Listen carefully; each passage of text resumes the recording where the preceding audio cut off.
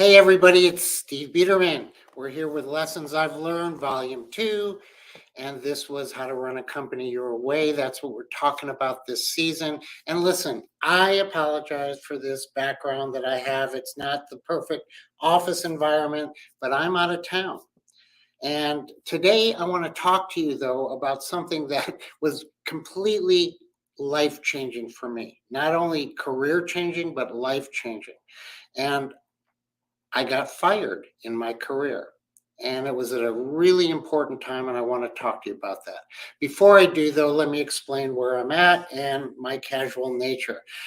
I'm in Florida today. You know, I live in Colorado and I'm in Florida, and my family lived in Florida for decades and decades. And in this community, our family built a residential community for what we called at the time learning disabled people, people that had some intellectual challenges that they needed support, but also wanted to live a full life. And we call this the Foundation for Independent Living. And I'm down here today working with the foundation. I'm the chairman of the board and have enjoyed it. We have a community of about 65 residents.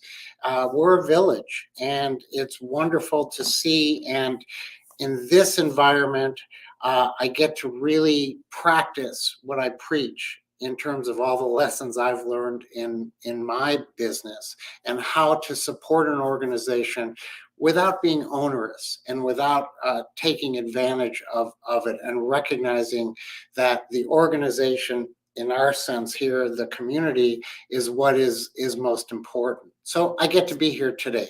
But let me backtrack a little bit and talk to you about something that happened to me. So as I was building my career, and now I was in my 30s, I always was very worried about losing my job.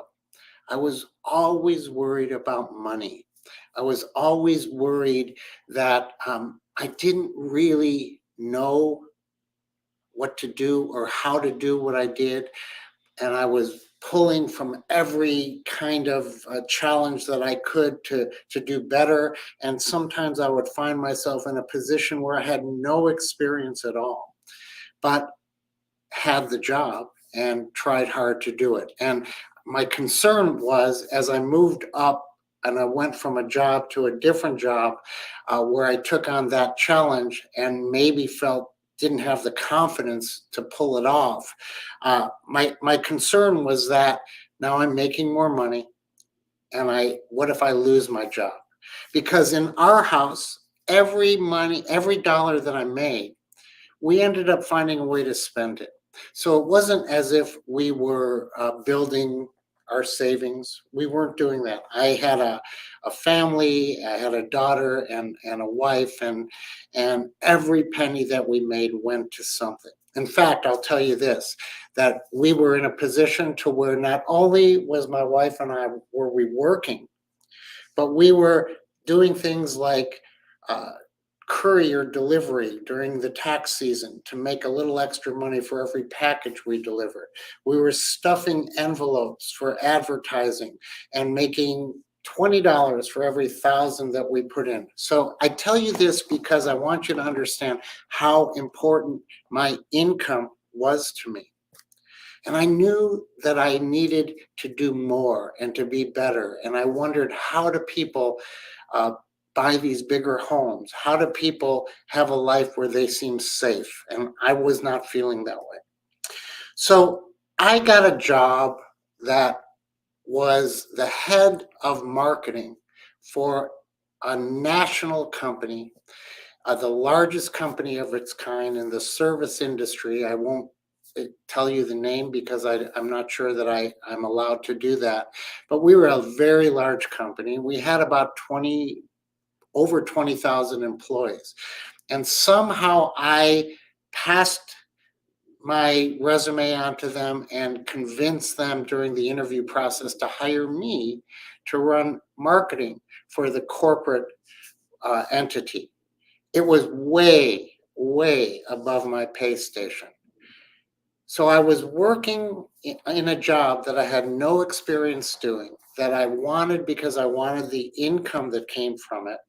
And on a lark, tried to get this job when it became available. And the next thing you knew, I had the job. So in doing this, it was a seasonal company, meaning that they did, their revenue was driven from March through November. The rest of the year was preparing for the next year.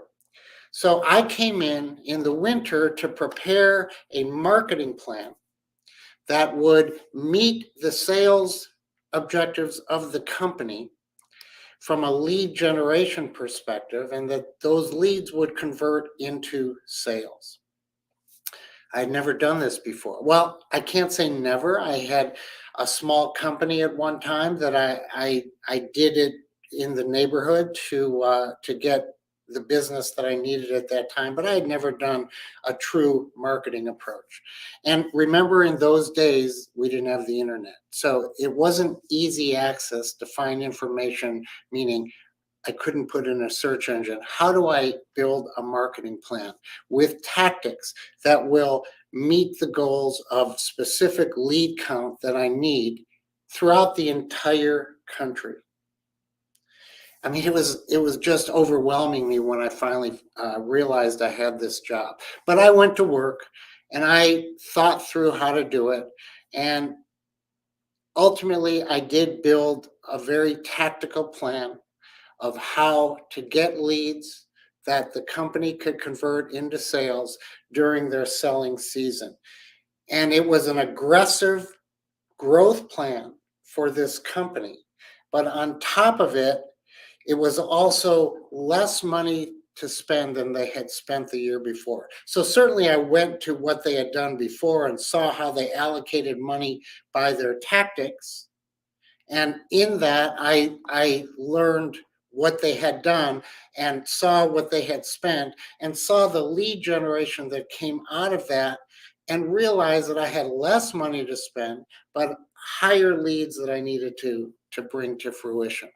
So I just thought of everything and anything we could do in addition to what had been done to improve this. Very intense, a lot of sleepless nights. Ultimately, we exceeded our goals. I was so elated. There were many things I did, and we'll have another meeting of the lessons I've learned and how to build a marketing plan and a strategy that goes with tactics that turns into leads and turns into income. But that's not today's meeting. This is a meeting about where I got fired.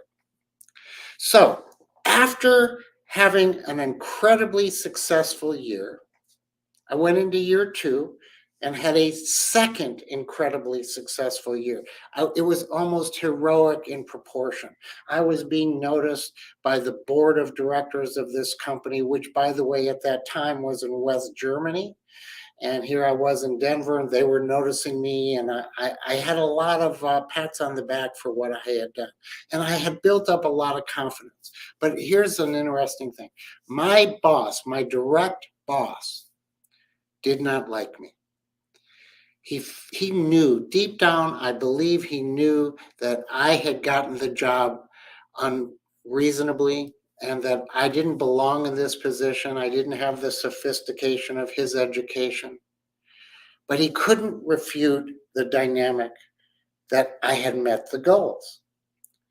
But he was very tough on me. Interestingly, today I would consider him one of my mentors. Not because he ever took that on, but because in thinking through what I learned from him, there's no question that there was a lot of mentoring that I was able to pull from him. So he never coached me for a day, though. So the company this year was getting ready to sell itself. And in doing it, it wanted to meet a very high profitability. And because it didn't do production in the wintertime, they wanted to cut back the staff hugely, to cut back over 5,000 people and reduce that payroll as quickly as they could after the selling season, improve their profitability and their EBITDA so that they looked very attractive to the market that they were trying to sell to. Well, this was a great challenge. I had certainly never been involved in anything like this, but part of my involvement was the same for every manager in the company. And to our direct reports, we were asked to rank each person. In that ranking, and by the way, we weren't at the time aware of why we were ranking people, the company as a whole took a line and drew a line where people who were ranked below that line had to be terminated in the company. So that being said, we went out and literally the company terminated over 5,000 people. They did it within about 3 weeks of time. It was very intense. I was now above the line, so I wasn't planning to lose my job. So I go with my boss and one of his associates. They take me to lunch, and I believe I'm going to lunch. One, to say, wow, this was very hard, this process we did of termination. Thank goodness we can start looking towards what the new year offers us. And at the same time, I had never really been to lunch with my boss. As I said, he wasn't close to me. So as we're talking, in the middle of the meal, he said, you know, Steve, you had a really good year. We all appreciate what you've done. And by the way, you've been noticed by such and such a person who is on our board, and they think highly of you. And that person is very invested in the day-to-day operations of the company. And I just want you to know that. But I'm very sorry to tell you that we're going to need to terminate you too. I was stunned. And by the way, I had never lost my job. And I was being told I was terminated, while in the same breath, I was being told I did a terrific job. The blame was on the company, that they were reducing their corporate staff, and that wasn't based on the weigh-in of where you were ranked. It was based on other considerations. And he said to me that he took no responsibility for it, and he was very, very sorry about it and felt it was undeserved, but nonetheless, he had to terminate me. I later found out his associate was one of our corporate attorneys. So they tell me this, and I was just stunned, and I sat there and I said, well, you can't do that. He said, what do you mean I can't do that? Of course I can do that.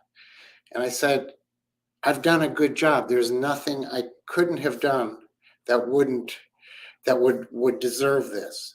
He said, Steve, we've let go of 5,000 people, and there's things that a lot of people haven't earned in terms of being terminated, and it's your turn, and I'm very sorry it's your turn. So I stood up and I left. I walked out of that meeting. I was frustrated. I was demoralized. And I was really, frankly, speechless. So in those days, we weren't working with the computers as we were today, online, on the internet, emailing. We were using faxes in those days. I came back to the office, and absolutely without thinking, I went into problem-solving mode. And I thought, I cannot lose this job. I cannot lose this job. I can't come home without an income. And I was driven into this survival mode, a mode that I had never done, an experience I had never had, and with a large company that I did not exactly know how to traverse. So I documented, just that afternoon, I documented all of my successes. I documented everything that I had done to assure the success of the company. I also wrote something saying that if this company is being sold without a head of marketing, it would be detrimental to the company. And I wrote and gathered data and wrote, and I spent all afternoon doing this. Honestly, at the moment, I didn't know why I was doing it. As I was working, so this was putting 1 foot forward at a time, 1 foot forward at a time. As I was working, I kept thinking my boss who just terminated me is going to walk in, but he didn't. He took the rest of the day off. I realized when he had taken the day off, I had a little more time to do something with all of this information that I had gathered. I hadn't yet called my wife to say, we've lost our income. I took everything I had and I wrote a passionate letter about why I deserved to stay in the company, why it was beneficial for me to be there to help with the furthering of the potential acquisition for the company. And I just wrote an impassioned letter and I attached some of the information that I had gathered. It was about a 5-page fax. And I took the fax and I sent it to the chairman of the board in West Germany at that time. And I explained in my letter, that I had been told I was losing my job and that I never said it was unfair to do. But what I did say is the benefit of having me is critical to the company at this stage of the game. And that's what I did. I also took ownership of all the success that we had. So I didn't give any success to my manager. I didn't say a word about anybody else above me. I just talked about myself and exactly what I had done, what I had accomplished, and why my learning that I was going to be terminated was not beneficial to the company. That's what I did. The next day, I come to work, and by then I had told my wife that I had lost my job and that I was on a short notice here to leave the company. Somewhere in the day, I'm going about my business and still feeling demoralized. My boss comes in, and he is angry and livid and just very upset. And he said, "What did you do? Biederman, what did you do?" I'll never forget it. And I looked up and said, "What do you mean, Dave?" And he said, "What did you do? You communicated with the chairman of the board for this company in West Germany." And I realized what he was talking about. And I said, "Yeah, I did. I faxed a letter." He said, "Well, you've created a huge problem here. This is a problem for me." And I said, "What do you mean?" He said, "They've given me direction that I cannot terminate you, that you were on a short leash, that you provided them with 6-week staged plans throughout the winter that would add winter income to this company, of which we've never done before, and they want to do it. But I'm going to tell you this. If you miss any of your goals in your 6-week crazy intervals, I'm letting you go. You just need to be prepared. I'm letting you go." He walked out. I had my job. I didn't have any more income, but I had my job. And now I had a challenge ahead of me. And the challenge was I had to meet these goals. But I also had another idea, which was, what if I start thinking about what else I would do? Because he's going to fire me if I ever miss a goal, and you can't always be sure of goals. And I thought about that, and I went home and I talked to my family and my wife, and we talked about alternatively what I would do. And really, the counsel back to me was, if you're going to do this, you need to own it. You need to do this. You don't need to be planning contingency plans about when you lose your job. Just do it. You thought you could do it. You put a plan together and convinced people you could do it. So go do it. And it was a great lesson for me to stay focused on what I was doing and don't consider failure. Just consider what was in front of me and how best I could be successful at it. This plan required a wide range of work. It required travel and phone calls and engaging branch managers of 167 branches that had to participate in it. I had about 4 weeks to prepare for the first stage. and we did it. We exceeded our goals. We developed a winter income for a business that even today, decades later, that industry now creates winter income that they never had done before. Certainly something that I feel I can put my name on, but nobody else is feeling I have a name to be put on there. But I know what I accomplished. So here's what I've learned. I've learned that when somebody makes a choice about me, they terminate me, I have to be in alignment with them. And if I'm not in alignment with them, then I have to be very clear on what is important to me. And I also have to realize that in this case, once I lost my job, there was nothing worse that was going to happen to me. So it freed me up emotionally, mentally, intellectually to do anything I felt like doing and live without boundaries. And my choice was to do something about not accepting being terminated and instead do something about moving forward, being successful. Now, look, this isn't going to happen to everybody this way, and there are still going to be times that you're told that you're losing your job, and there's no way that you can solve that problem. But instead of living within your demoralization, instead of accepting anything but what is important to you about what your next step forward is, before any of that, recognize that it's on you, okay? It's on you. Your emotion comes second, your demoralization comes last, and your opportunity for removing boundaries and doing more sits in front of you.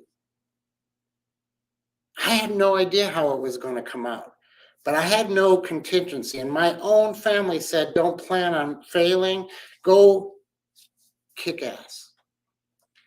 And I kicked ass and I was successful. And I will tell you this, that CEO of that company that I worked for, not the chairman, the CEO that I worked for, Dave, never cared for me, was always looking to terminate me. But you know what? He couldn't do it because my choices counted.